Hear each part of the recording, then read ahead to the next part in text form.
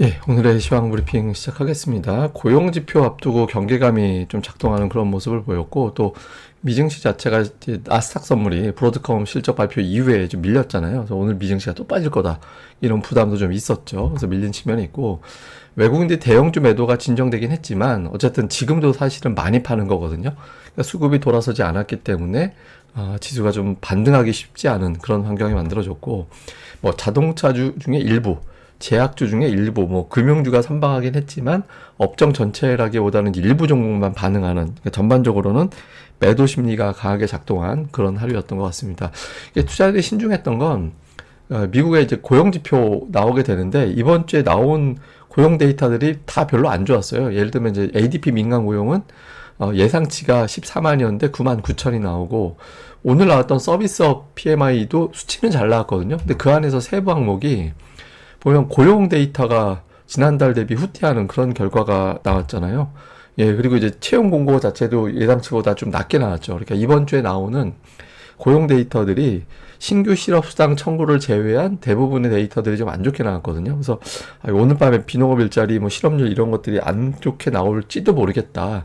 그러니까 지표 앞두고서 좀 선제적인 매수세가 들어오기보다는 좀 팔고 보는 게 낫지 않나?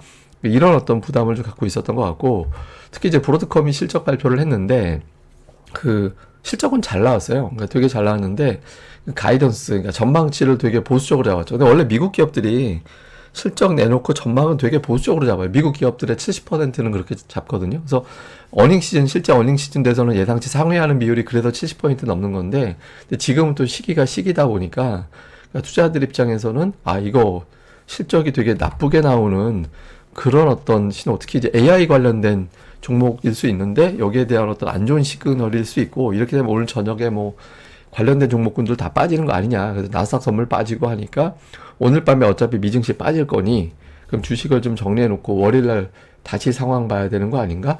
그러니까 이런 식의 정서가 있었던 것 같아요. 그래서 이런 부분들이 좀 선뜻 매수하지 못하게 만들어냈고, 그리고 이제 더 중요한 건 코스닥인데, 코스닥이 이번 주에 되게 많이 빠졌거든요. 근데 얼마나 빠졌나 실감을 못 하실 텐데, 주간으로 마이너스 7.96%, 거의 8% 빠졌잖아요. 그러니까 주간 낙폭으로 2020년 3월 이후에 최대 폭입니다. 그러면 2020년 3월이 어떤 일이 벌어진 건지 아시잖아요. 그때 코로나.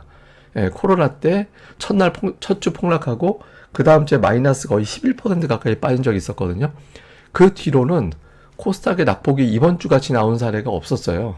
예, 그러니까 이제 코스닥이 유난하게 많이 빠진 거죠. 그러니까 대외적인 변수라는 것도 있었고, 이제 국내 수급 심리를 자극하고 있는 어떤 그런 요인들, 뭐 예를 들면 뭐 금수세를 등등해서 이런 변수들까지 더해져서 좀 영향을 줬다라고 볼 수 있는 대목이죠. 그래서 전체적으로 좀 심리도 안 좋고 일정도 좀 부담이 되고, 또 그러다 보니까 이제 좀 매도가 매도를 부르는 그런 형태가 반복적으로 나타났던 것 같습니다. 뭐 주요 종목은 삼성전자가 그나마 좀 선전하는 그런 모습을 보였거든요. 그 장중에 이제 플러스 도전도 몇 번 했죠. 근데 뭐 차트를 보시다시피 고점과 저점이 높아지던 추세를 깨고 내려와서 8월 이후부터는 오히려 이러다가 고점 저점 내려가는 추세로 완전히 자리 잡는 거 아닌가? 그러니까 이런 걱정이 되는 거죠. 근데 이거 그렇다고 놓고 봐서 만약에 저점 추세로 이렇게 거보면, 그러면 또 이제 이쯤에서 튕겨 올라가는 게 맞아요. 예. 이제 그렇고 또 하나는 외국인들의 매도가 줄었어요. 그러니까 이번 주 들어서 뭐 580만 주, 700만 주, 870만 주, 240만 주 이렇게 돼서 좀 줄어드는, 전일보다 되게 많이 줄었잖아요. 근데 이게 약간 하루 더 확인 필요한 게 9월 2일에 순매수 들어왔고 오늘은 매도가 줄었잖아요. 공통점이 뭐냐면 해외 증시 휴장. 예, 그러니까 9월 2일은 미증시 휴장, 그다음에 오늘은 홍콩 증시가 이제 태풍 때문에 문 닫은 날이잖아요.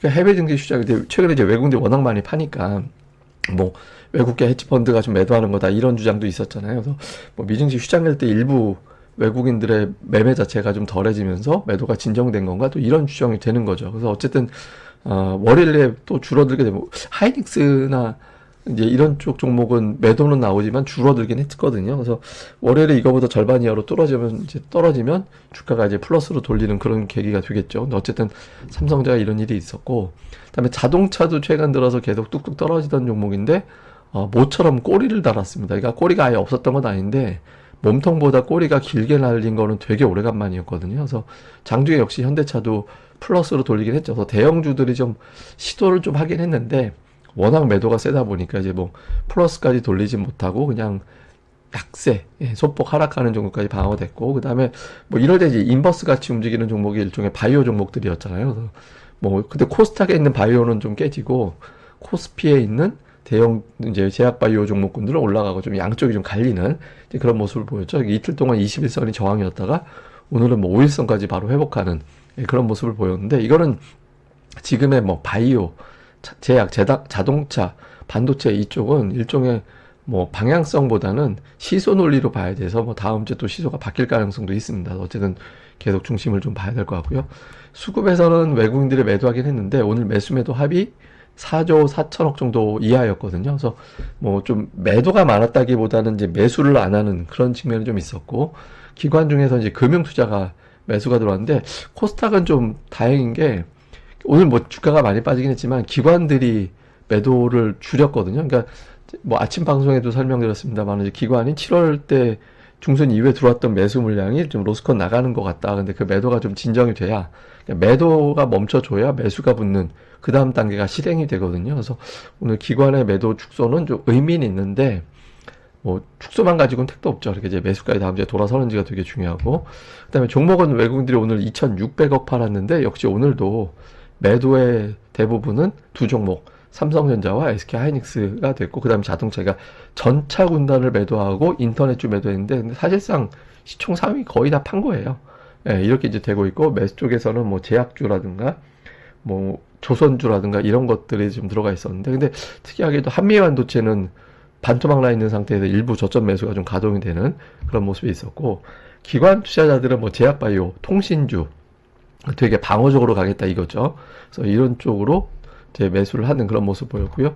코스닥 쪽에서는 이제 외국인들은 제약바이오 계열의 종목들을 좀 엇갈리는 종목들별로 좀 갈리게 그런 모습을 했고, 그 다음에 반도체주를 선별적으로 좀 담았거든요. 그래서 오늘 외국인들이 담은 종목군들에 대해서는 이제 다음 주 초에 한번 주목해볼 필요는 있는 것 같습니다.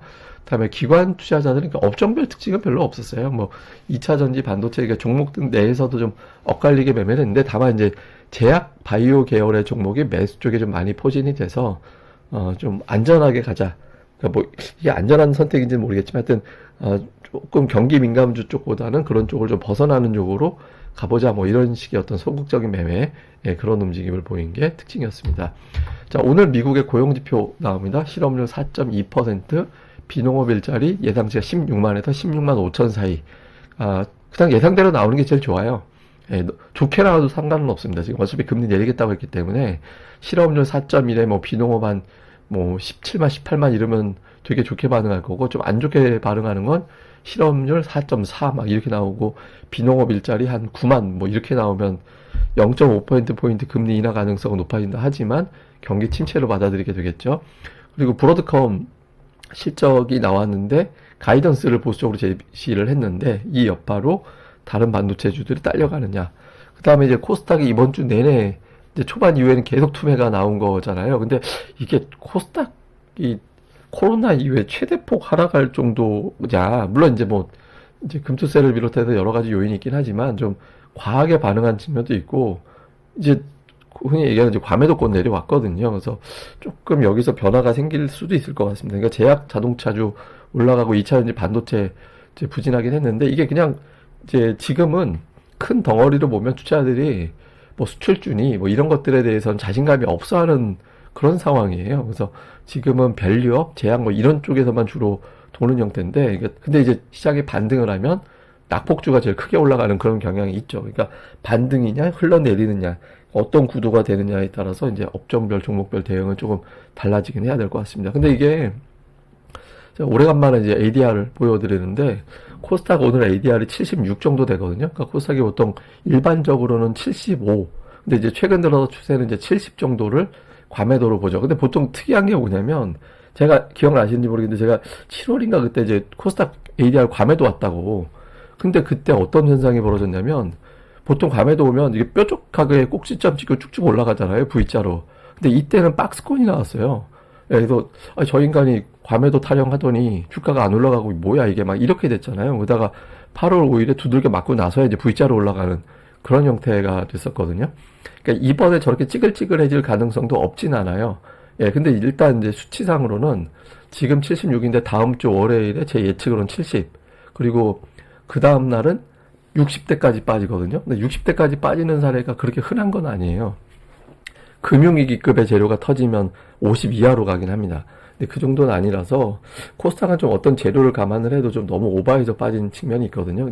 이제 관건은 저거죠. 그러니까 여기다 이제 V로 갈 거냐, 아니면 7월 같이 되게 고통스러운, 네, 찌글찌글하다가 이게 더 힘들죠. 막 찌글찌글해지는 것 자체가 이게 많이 빠진 상태에서 기회도 안 주고 계속 가면 이때는 더 털려 나가거든요. 그래서 지금 조금 이제 코스닥 다음 주 제가 보기엔 월요일이, 그러니까 월요일에 어떤 돌리는 흐름이 나오지 않으면 좀 찌글찌글하게 갈 가능성도 있어서 지금 이제 수치상으로는 여기다 이제 V로 한번 돌리는 시도가 다음 주 초에 나와야 되는데, 뭐 월요일 늦어도 화요일 정도? 근데 일단 월요일이 제일 좋은데, 근데 이제 고용지표도 있고 추석 전이고 해서 이제 어떻게 될지 모르겠는데, 거기서 좀 하다못해 기술적 반등이라도 좀 시도가 나오지 않으면 되게 찌글거릴 수도 있다. 뭐 이렇게 이제 일단 수치상으로는 그렇다고 보여지는 것 같습니다. 근데 뭐 하여튼 지금은 재료도 많이 있는 데다가 뭐 심리적으로도 굉장히 좀 압박을 많이 받는 상태라서 이게 지금 시장이 되게 불안정하긴 한 것 같아요. 그리고 이제 파생 쪽에서 밑으로 때릴 때 수익 나고 이런 거에 대한 재미가 붙은 상태라서 이렇게 들쑥날쑥하거든요. 근데 이제